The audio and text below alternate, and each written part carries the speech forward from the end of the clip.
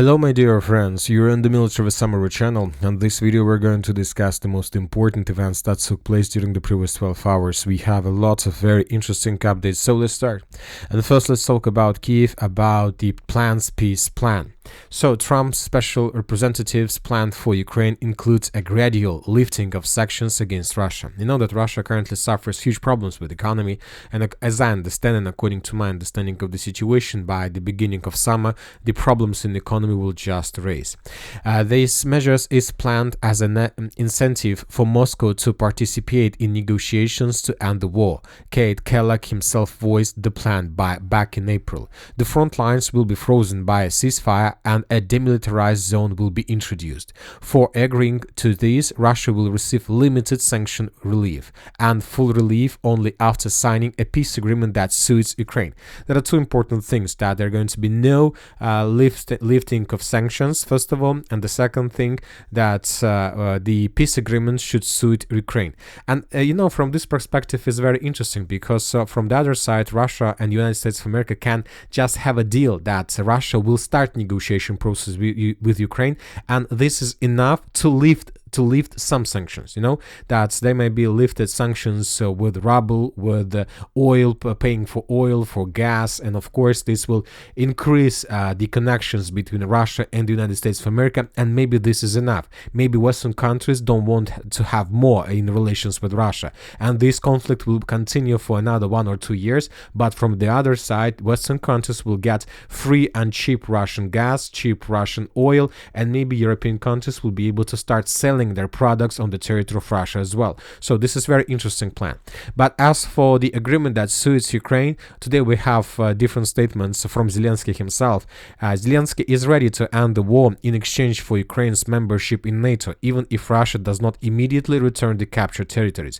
So from this statement we understand that Zelensky, that agreement that can suit Zelensky requirements is first of all joining NATO. This is the first thing, and the second thing is that the territories that currently under Russian control will never recognized as a part of Russian Federation, and Ukraine will force and will try to force the Russians to return these territories back, even if it takes 100 or even 1,000 years. Another important thing that today these days Ukrainians are trying to make a formal action. Ukraine has asked NATO countries to issue a formal invitation to join the alliance at the meeting at Brussels next week, Reuters report. So it was going to be just a formal step to show the world that West and the NATO countries are for Ukraine, and that the Western countries are waiting and expecting Ukraine to join. On the other side, we see that some continue receiving reports that Ukrainians are planning to increase the mobilization, and they're going to reduce the mobilization age. At least as for the limited actions from the Ukrainian side, are planning to, as for now, not to reduce the mobilization age, but they will make the basic military experience, basic military learnings and classes for the people from 18 till 25 years as must. So all men aged 18-25 in Ukraine will undergo basic military training in 2025, according to Ann Timoshenko. So it doesn't mean that Ukrainians are going to reduce the mobilization age, but they will prepare people to be ready to fight with Russians and to be ready to war. And when time comes, of course, they will reduce the mobilization. So they decided to split the process at least in 2 steps. There is no need to reduce the mobilization years right now, but it's the time to start teaching and learning these young guys to hold weapon in their hands. Furthermore, we start receiving updates from different European countries, and for example, today we got a report that Germany now also believes that Kiev should lower the age of mobilization to 18 because of the shortage of soldiers. You know that during the previous several weeks, we've been receiving a lot of updates that everything is so bad here in Ukraine. They don't have weapons, they don't have people, they don't have anything, and many other things. But you know that almost every single time when the Ukrainians were launching another offensive operation, we were receiving the same updates. We got the same updates in 2022 when everything was so bad, but during the next months, in the 2022, the Ukrainians managed to restore control of Kharkiv region and later over the northern part of Kherson direction. The same story we received before the Kursk offensive. Know that this, and we got a very interesting article about this. The same thing was claimed by Western media on the eve of the offensive in the Kursk region. Literally the same words. The armed forces of Ukraine has too many losses, no equipment, soldiers, and tired of war. We see how it ended. And it ended that the Ukrainians managed to take under control the significant number of territories on the territory of Russian Federation. Another important, interesting comparison. The situation is reminiscent of the eve of the Kursk offensive in 1943.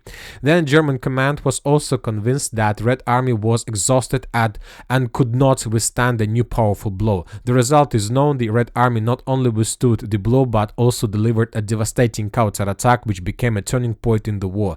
The current situation has many common things. The Ukrainian command is clearly preparing for a major offensive. This is very important. The Ukrainians are preparing for a major offensive, concentrating forces and resources. At the same time, the Western media and experts are actively spreading narratives about the exhaustion of the Ukrainian army, its lack of equipment and ammunition. And I told you that there are possibly three directions that Ukrainians are going to use to attack: Belgorod direction, Bryansk region, and probably the Zaporizhzhia direction, in the direction of the city by the name of Tokmak. As for the Zaporizhzhia direction, we have another very important area of concentration of Russian fire, and this concentration of fire is taking place in the vicinity of the villages Mariivka, the village of Novokyivka, Marganets. So as you can see, to the north of the Zaporizhzhia nuclear power plant. As you can see, during the November, the Russians published a significant number of videos of how they were conducting reconnaissance operation above on the top of Kurakhove water reservoir. But I'll remind you that there are no more water reservoir there, not Kurakhove, it's the Dnipro water reservoir. There is no more water because due to destroy of Kakhovka dam, this territory is covered with grass and surface, and there are lots of ways how different units can cross this place without any problems. The distance is very short, so we see the huge concentration of Russian fire. Maybe the Russians managed to discover the possible place where the Ukrainians are planning to conduct offensive operation, and maybe this offensive is going to take place in the direction of the Zaporizhzhia nuclear power plant. I believe that this is going to be like this, but let's wait for additional updates and see. Sooner or later we're going to understand everything, and obviously this is going to happen in December. If Ukrainians are planning to attack Energodar using, let's say, northern road of attack, using this road of attack, then it's the best time to attack is December, late December, when the temperature is going to be much below the zero.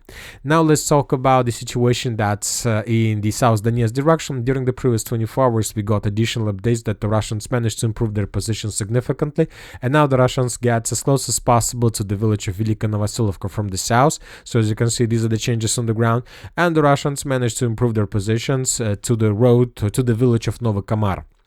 It's better to call this direction like this. So the Russians managed to advance. So this is the changes. These are the changes on the ground. Just yesterday, the Russians reported complete control over the settlement of Razdolne. Today we got the video, a full video of how the Russian soldiers were raising the flag in the central part of the settlement. We still haven't received anything about the company stronghold to the west of the settlement. Most likely this company stronghold is still under Ukraine control. But as for now, it doesn't matter because the Russians are moving towards the village of Novokamar. And if the Russians are able to take this settlement under complete control, this is going to be the end of the Velika Novoselovka. Now let's talk about the Uspenovka, Kurakhove strongholds. We continue receiving very interesting updates of how the Russians are developing their positions to the north of Maximovka and Yasnaya Polyana.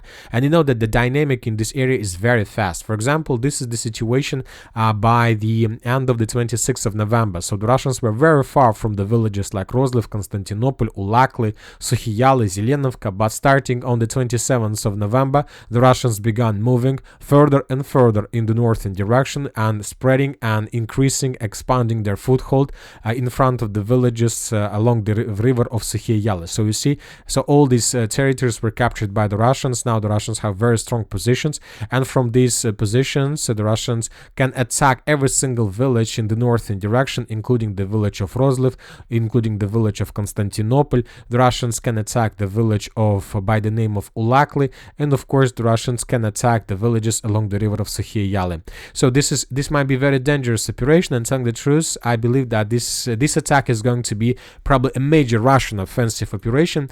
As you can see, the Russians managed to answer the village of Velika Novoselovka. Today we got geolocations that the Russians managed to reach as close as possible to the company stronghold in the southern part of Uspenovka fortified area. So the Russians, as we know, managed to answer capture around 50% of Kurakhove, but for some reasons the Russians haven't completed every single operation that we just discussed, which means that the main purposes of every single operation we've just discussed is to force the Ukrainians to bring and introduce additional reinforcements both in the territory of Velika Novoselovka, on the territory of Uspenovka, and on the territory of Kurakhove. Meanwhile, the Russians are planning a major offensive operation, not even in any of these directions, but the Russians most likely are going to attack the village by the name of Konstantinopolsk, as we discussed several weeks ago. If the Russians are able to take these villages, all these villages, then this is going to be the end of the Kurakhove battle, and this is going to be completely different story. Of course, it's very early to talk about this because it doesn't matter if the Russians are planning to attack in this direction. It doesn't mean that they're able to finish this mission. So let's wait. And now let's talk about the Kurakhove. Today we got updates that the Russians managed to improve their positions a little bit. That was published by the pro-Ukrainian sources. Several more buildings, few more buildings were captured by the Russians on the Ukrainian side of the central part of Kurakhove citadel. So the clashes are taking place for this high-rise building area, and the Russians slowed down their offensive because now it's very difficult to move further in the western direction. Also, according to pro-Ukrainian mappers, the Russians managed to improve their positions along the Kurakhove water reserve from Berestki in the direction of the village by the name of Stary Terny. So this is the progress on the ground. The Russians are getting closer, and soon this artillery pocket will collapse. Now let's move further, and today, for the first time since the beginning of the special military operation of the battle for Selidovo, we have adjusted the map in this dense and complex network of the fortifications based on the video that was published today by pro-Ukrainian sources. So during the day we will add the video. As for now, we haven't managed to do this because there was some issues with the format of the video. Anyway, there is a video of how the Ukrainians were FPV droning the Russians exactly in this part, which means that the dense network of the fortification indeed was captured. Furthermore, the Russians continue improving their positions to the west of Selidovo in the direction of Pokrovsk itself and in the direction of this pocket of villages. Today the Russians improved their positions on the territory of the village by the name of Pushkina. This information was provided us by neutral and pro-Ukrainian mappers, and the Russians managed to improve their positions in the northwestern direction from Selidovo. This information was also provided us by pro-Ukrainian mappers and by neutral mappers. So most likely the village of Zhovte was captured by the Russians completely. As for the geolocations, we also have one artillery strike on the Russian positions in the vicinity of the village, but not in the territory of the village itself. Anyway, today we expect additional report from the Minister of Defense of Russian Federation, and I believe that today the Russians will announce several more villages captured by the Russian forces. So the situation is very difficult, and according to information we have, according to, for example, German general and Western expert, the Ukrainian armed forces will have to leave Pokrovsk, Donetsk region in a month or in early 2025. So as you can see, very, very fast. As for now, as for this configuration of the front line, I don't see this, but if the Russians are able to conduct offensive, we've been discussing several days, several days, if the Russians are able to attack along the railways then and to cut the city of Pokrovsk from the city of Mirnograd, then this is possible that in 2 or 3 months Ukrainians will be forced to abandon their positions from the territory of this agglomeration. Now let's move further. We have some changes in the southern part of the city of Toretsk. According to information we have, the Russians managed to take under control the southern part of the Zabalka district. As for the Chasiv Yar, nothing special. Siversk, nothing special. Southern Kupiansk, the Ukrainians continue counter-offensive, and today we have adjusted the map once again in Ukrainian favor. So this is the situation by the end of the 26th of November, and as you can see, the Russians are forced to retreat from this territory under the pressure of Ukrainian forces. The Ukrainians are suffering significant losses, but the Ukrainians do have tanks, are armored vehicles, and they're counter-attacking, and the Russians are destroying Ukrainian vehicles. So this is the situation here. Most likely, the reports that were published by pro-Russian mappers that the village of Tarskovo was captured by the Russians doesn't have anything common with reality.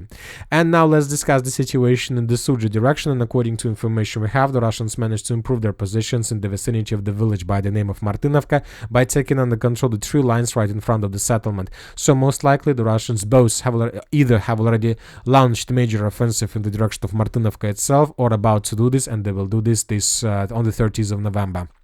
Furthermore, according to information we have, the Russians managed to improve their positions on the way to the village of Sverdlikova. So the Russians are getting closer and closer, and currently the distance between the edge Russian positions and the village itself is less than 2 kilometers. The Ukrainians can continue counterattacking the Russian forces, trying to slow them down, but we see that the Russians are moving, and according to these 2 vectors of attack in the direction of Sverdlikova from the southwestern direction, and in the direction of Martinovka from the north eastern direction, we see that the primary target of the Russians is to take under control the village of Krasnaya Polyana from the west and from the east. And if the Russians are able to do this and to meet forces in this point, this is going to be the complete collapse, the complete defeat of the Ukrainians in this area, with the significant consequences. But once again, I'll remind you that according to information we have, the Ukrainians are preparing another major offensive. Now let's discuss the situation in Syria, because this is another problem for the Russians. When the Russians just managed to get the first forces, managed to gain momentum in the offensive operation in the Pokrovsk direction, the problem appeared in the place that nobody expected. The terrorist organizations like Hayat Tahrir al-Sham launched an offensive operation in the direction of the city by the name of Aleppo. And during the previous 24 hours, we got a lot of updates, a lot of different videos confirming the presence of these units on the territory of the western, of the eastern, and of the south and the central part of the capital of the northern Syria. The situation is very critical, and according to information we have, most likely the city of Aleppo would be captured by this organization very soon. Of course, from the other side, we continue receiving reports that the Syrian government army is coming on the territory of the settlement, and there are going to be very heavy clashes. Furthermore, we got reports that the Russians began redeploying on their forces on the territory of Syria as well. So one thing, I'm sure that most likely the city of Aleppo would be captured by these organizations, that pro-Turkish organizations, but most likely within the next 6 months, these territories would be recaptured by Syrian government and pro-Russian forces. But the question is not whether these territories are going to be recaptured or not. The question is the price. The price the Russians and the Syrians are going to pay in this area, while there are still problems on the territory of Ukraine.